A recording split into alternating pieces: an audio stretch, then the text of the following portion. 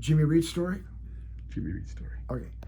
So Bill just brought up Jimmy Reed, and I just want to get in on that. The one thing that people didn't realize was when I was going to high school in like 1961, I remember we were playing at an assembly at San Leandro High School, and the other band that was on there, they had some great players later on, but they were playing Home on the Range Rock or something like that by Johnny and the Hurricanes, right? Stuff. And they were good. They had a sax player. But we got out there with the band that wound up playing for Bill. We got up there and sang Baby What You Want Me to Do. Got Me Running, right? We got up there and we started doing that song, and the whole auditorium was singing it. I couldn't believe it. They knew all the words. I'd never experienced anything like that. Just everybody singing Got Me Running. And that's how popular it was in 1961. It wasn't like, you know, Frankie Avalon and Fabian and all those guys later on, Bobby Rydell, you know, some of the loungier guys.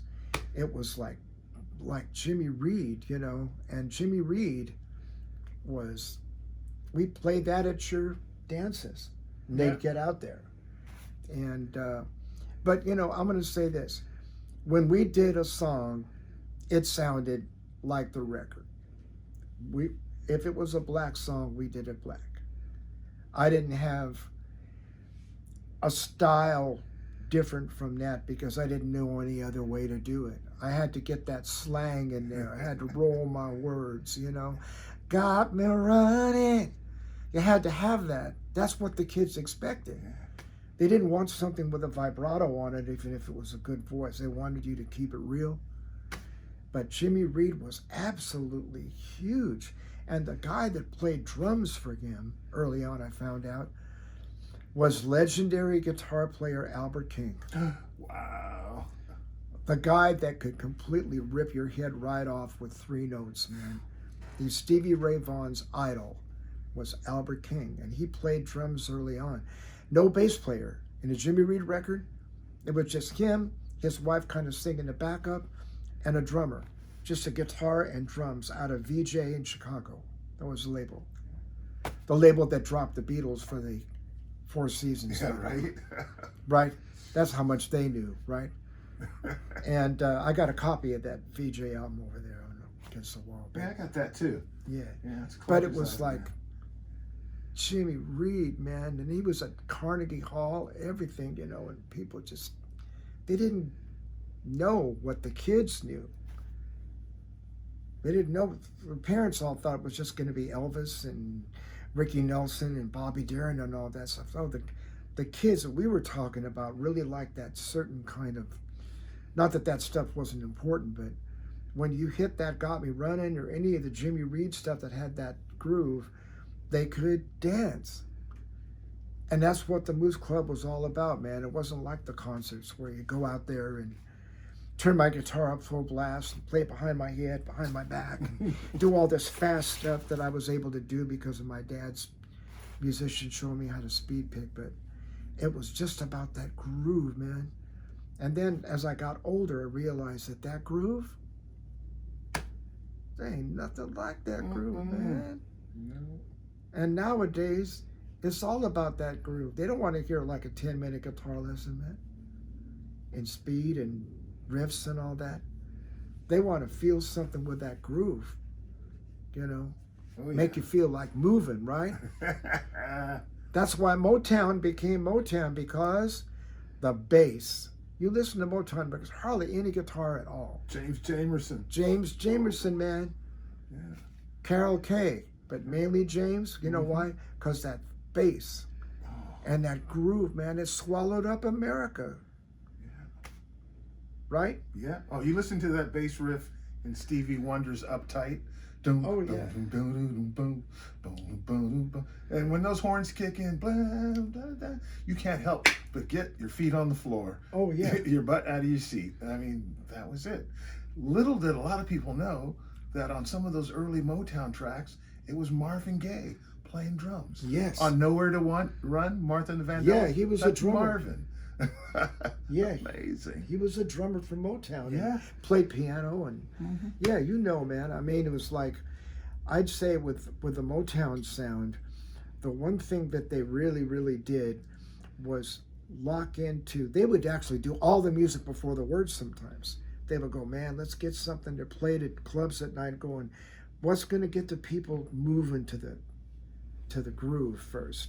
Let's consider the groove first, then the music, and that's how a lot of that stuff came.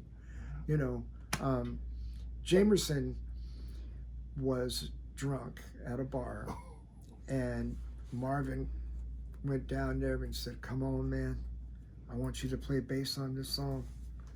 He said, "I can't, man." You know, I was like, "Yeah, I'm gonna dump you in a cab. We're going down." So the story has it that Jamerson laid on the floor and played the "What's Going On" bass riff perfectly in one take, drunk out of his mind. Classic. And they couldn't afford strings for bass guitars because they were expensive. They used to take their strings off and boil them in a pot of water, Yep. and then let them dry and put them back on, man. Hard times, you know what I'm saying? Yeah. Right? Earl Van Dyke had that band just cracking. And by the time they brought the vocals in Yeah. to lay their tracks, Yeah. Earl and the boys, the Funk Brothers, they just laid it down. Well, you go back and listen to those tracks, just blow Yeah. your mind. But they played every night at the clubs, and they played for dancing people, and they knew, you know, when you play every night, because I had to play every night and draw people in every night to make a living, it's really tough, man. Really tough to be able to keep the crowd, to get the paycheck and everything right. But you kind of get it. You start to see the kind of rhythm that works, where after they dance to this, if you come up with that, or what's making everybody dance. Mm-hmm. You spend your break talking to the crowd, and you go, "Oh, can you guys play that song?" "No, but you know what? You come back this weekend and we'll have it down for you." Anything to keep them coming back, man. Keep them on the floor. Because that in those days when I was playing clubs, that's what paid the bills, man. If you didn't keep the floor packed and you didn't keep the club packed, you were out of a gig, man. You know, and it's all like the Funk Brothers. They were experts at the beat. You know, they knew what to leave in and what to leave out. Just like Jackie Wilson said, get down on the floor, work out, baby, work out. Oh, yeah. What a voice that guy had. Oh, Jackie. You know, he died of a heart attack during Lonely Teardrops. No way. Yeah, he was doing a My Dick Clark pillows show, never dry. and he went down on the floor, and they thought it was all part of the choreography, and he grabbed his chest and everything, and he stopped. And his voice didn't come out anymore. And so they stopped the music and everything. It was one of those Dick Clark shows. Yeah. They'd rush him to the hospital. He was in a coma for 3.5 years. Jeez. Couldn't talk or anything. Mm. That was one of the saddest stories. And then, boy, that guy's voice was just... Oh. You know, he taught Elvis the moves. If you look at Return to Sender, that song by Elvis, he copied Jackie Wilson's moves because he was studying the way Jackie had that. Man, he had that flow. He wasn't like James Brown, you know, but he just had that slinky flow, man. Oh. He could go into his moves, like my dad said, he was as smooth as the hem on the master's robe. And you could hear it and see it in songs like Rita Petite and, like you said, Lonely Teardrops. Oh, Mr. Wilson. Oh, amazing. So back at that time, when Sly Stone was a DJ on KSOL, this was my prime time. I'm 11 years old, 1965. I'm listening to all four of the big stations, the two pop stations, KFRC, KYA, and the two big soul stations, KDIA Lucky 13 and KSOL 1450. And I'd be washing dishes in the kitchen and hearing, this is Sly Stone, you know, and he would play all these things from 1965. Yeah. And then 2 years later, while I'm in junior high school, dance to the music. That just, you know, in the middle of all that psychedelia, and, you know, R&B and soul is still reigning supreme, but when Sly and the Family Stone hit with Dance to the Music, Bay Area, hello. I saw them 3 times. I think, Bill, you had them, right? Didn't you have They Sly? I started out at Frenchie's. Sly started there, played every week.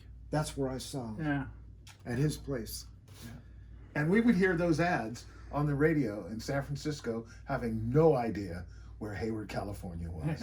Yeah. It was just another place that I looked through the window in grade school and wondered, what is that across the bay on a clear day? Yeah. And little did I know that I would end up here and be part of this, Yeah. you know, decades later. Yeah, and he was producing like rock acts like the Bo Brummels and stuff, you know, just stuff that wasn't even you'd think he would do, but he was getting his feet wet. But Sly was a genius, you know. But check this out. There's a guy named Gary Morlock. I don't know whether he's still alive. He was in a band called the Untouchables. You remember that band? I do remember the Untouchables. San Pablo Yeah, Auction Hall. right. They play up in Berkeley. Bill Vavrick was the guy that was running that. Check this out. Bill Varick. So I was doing a lot of wild things on the guitar, and I was playing at that auction hall and stuff, you know, because I was just unruly.